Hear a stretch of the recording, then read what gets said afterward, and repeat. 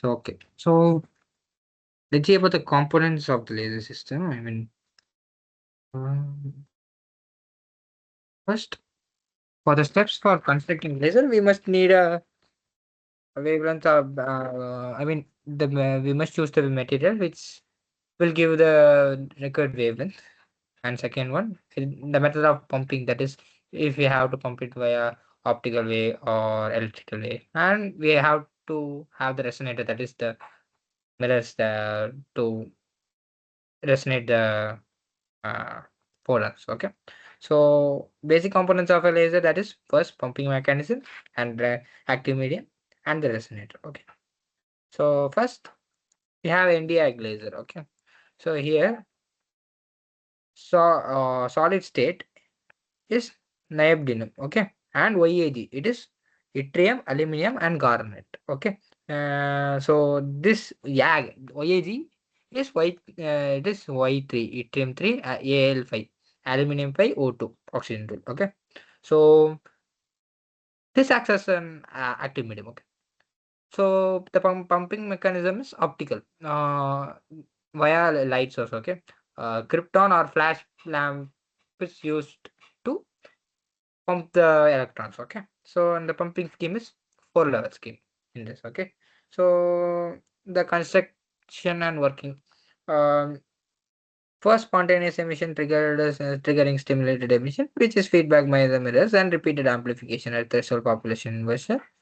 When gain per pass for low for losses, laser switches on. The same thing that we have discussed in the previous PPT.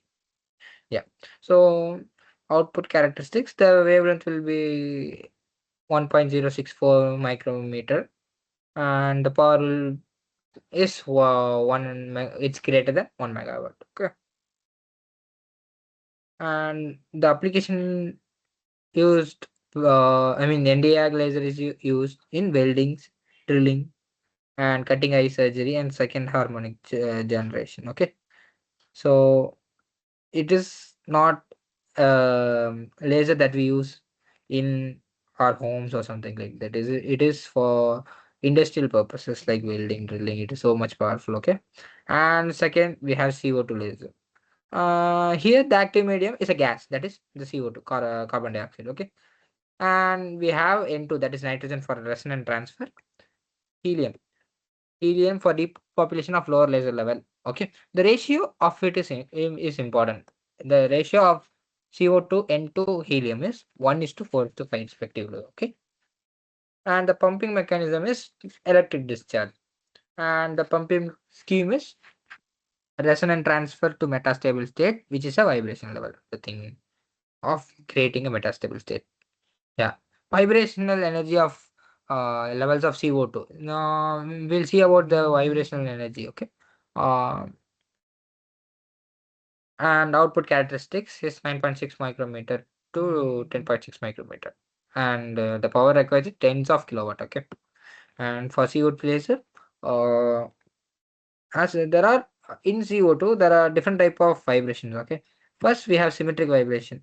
As you can see in the diagram, if both of the O atoms go out and go in, that is symmetric mode. And in bending mode, when C atom go up, both of O atom go down, and vice versa. That is bending mode. And asymmetric mode is one comes to the C atom and one O goes away from C atom. Okay, and vice versa. That's what asymmetric mode of vibration is. So in the bending mode, the energy is the least, and in a anti, the asymmetric mode, it is higher. Okay.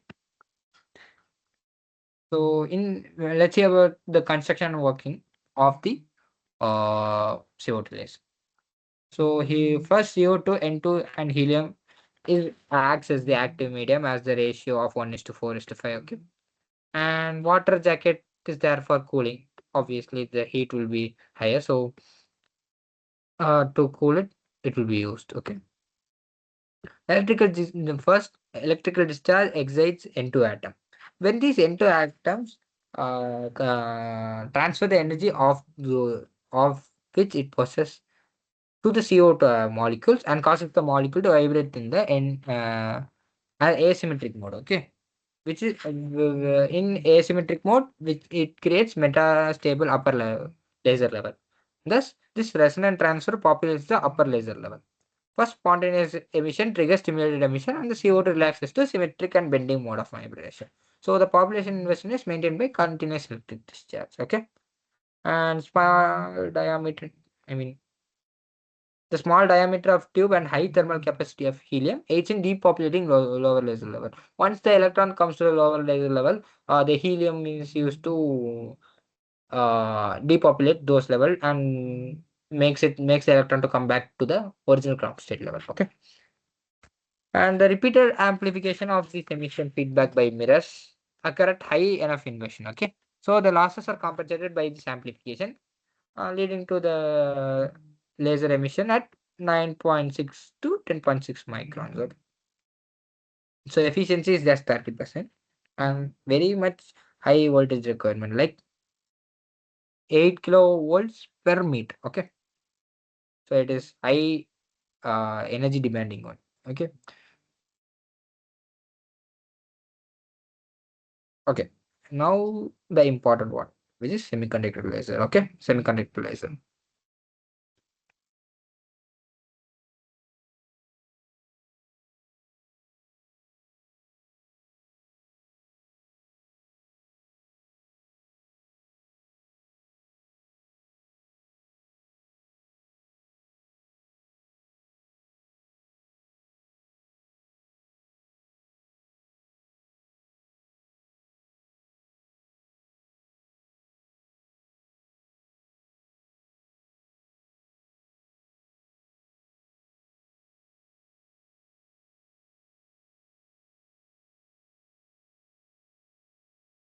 Okay, let's see about the semiconductor laser. Okay. So active medium is direct band gap semiconductors. Okay. Obviously, direct band gap semiconductors can only emit photons, or indirect will emit photons, as we have seen in the previous that I mean VEEE class. So direct band gap semiconductors will be used for emitting these photons. Okay. And minimum of conduction band and maximum of valence band occur at the same momentum value. So no momentum changes involved when electrons and hole combine. So therefore, direct band gap semiconductors release the photons. Okay. So the pumping action is current injection induced luminance in direct band gap semiconductors. Okay.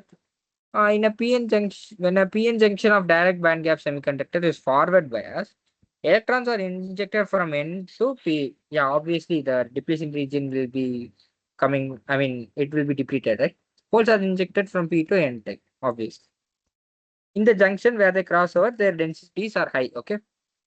The radioactive recombination of electrons in the conduction band with the holes lead to emission of light, whose wavelength is inversely proportional to the band gap energy. Okay, I mean, let's see in this diagram. Okay,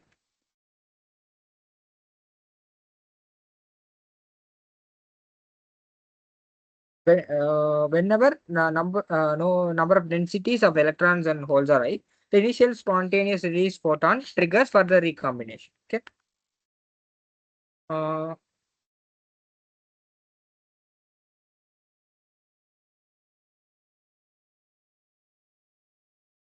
yeah.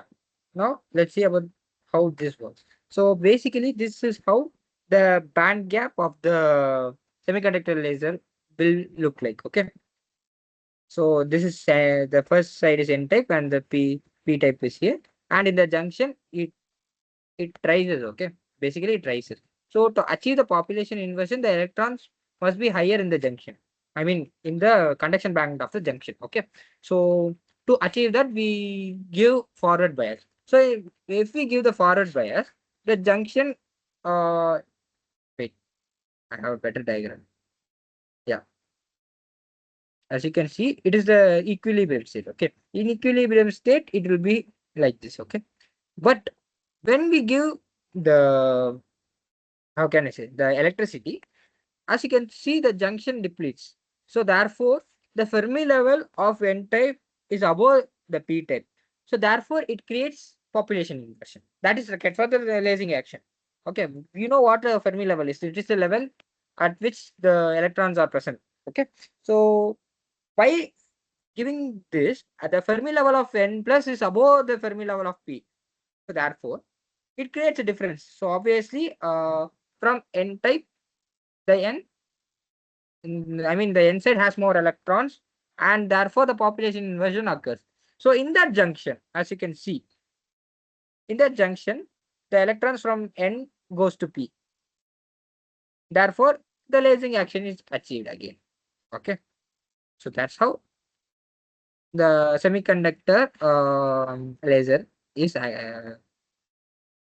acts. Okay, so there is two types of um, semiconductor laser. That is, first one is homo junction and another one is double junction. Okay, I mean, we don't have to study all these things for the exam in an exam perspective. Okay, so yeah, so basically that's how this whole thing is this place, I mean, the population inversion was. And the same of highly reflective and partially reflective thing uh, is again the cavity where the this semiconductor is present. Okay,